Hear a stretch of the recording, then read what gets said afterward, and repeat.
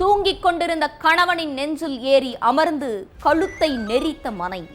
திடீரென வீட்டுக்குள் புகுந்து விவசாயியின் ஆணுறுப்பில் தாக்கி கொலை முயற்சி. ஏர் கூலரை எட்டி உதைத்து உயிர் பிழைத்த விவசாயி. கனவு கண்டு பயந்து விட்டீர்களா என நாடகம் போட்ட மனைவி. கள்ள நாடகம் எடுபடாததால் மனைவியின் கையில் மாட்டப்பட்ட விலங்கு. சம்பவம் நடந்த சில நாட்களுக்கு பின் காட்டுக்குள் தூக்கில் தொங்கியபடி கிடந்த கள்ளக்காதலன். கள்ளக்காதலன் சடலமாக இருந்தது ஏன்? கொலை செய்யப்பட்டாரா? நடந்தது என்ன?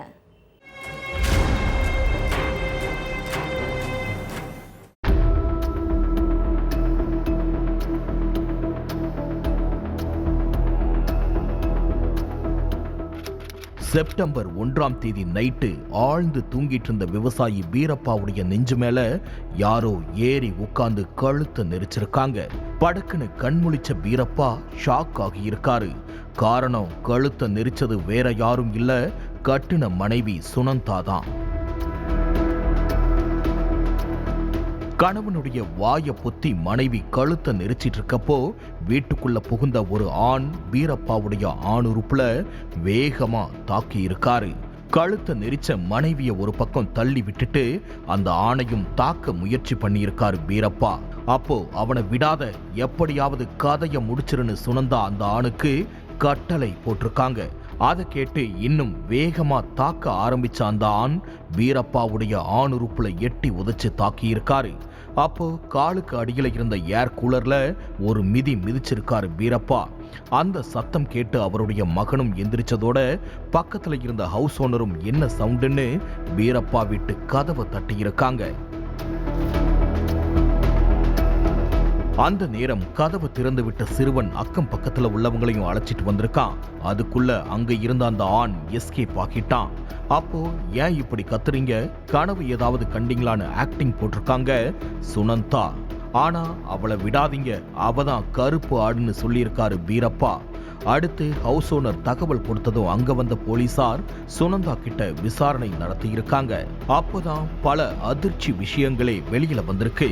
கர்நாடக மாநிலம் விஜயபுரா இண்டி நகர் அக்க மகாதேவியில உள்ள வீரப்பா விவசாயம் பார்த்துட்டு இருந்திருக்காரு.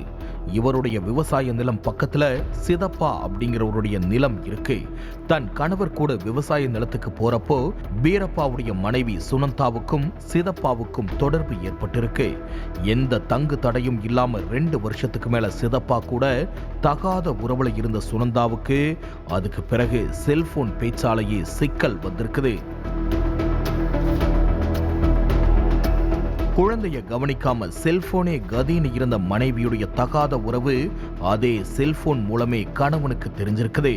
பிள்ளைகள் எதிர்காலம் வீணாகிரும், அதனால தகாத உறவை விட்டுன்னு மனைவிய விவசாயி வீரப்பா கண்டிச்சிருக்காரு.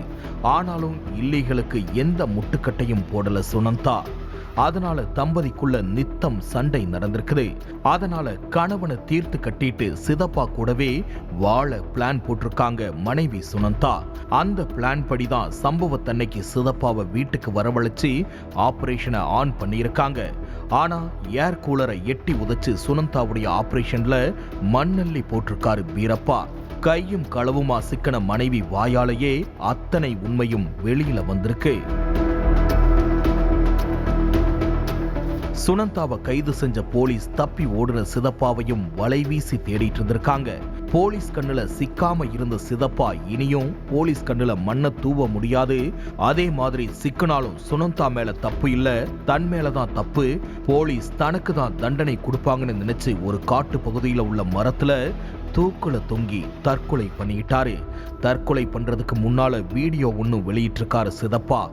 எப்படியும் சட்டம் பொண்ணுக்கு சாதகமா தான் இருக்கும், அதனால சுனந்தா எப்படியும் தப்பிச்சிரும், நான் தான் மாட்டிக்குவேன்னு சொல்லியிருக்காரு சிதப்பா. ஆக மொத்தம் கள்ளக்காதலால கடைசியில கள்ளக்காதலனுடைய உயிர் போனதுதான் மிச்சம்.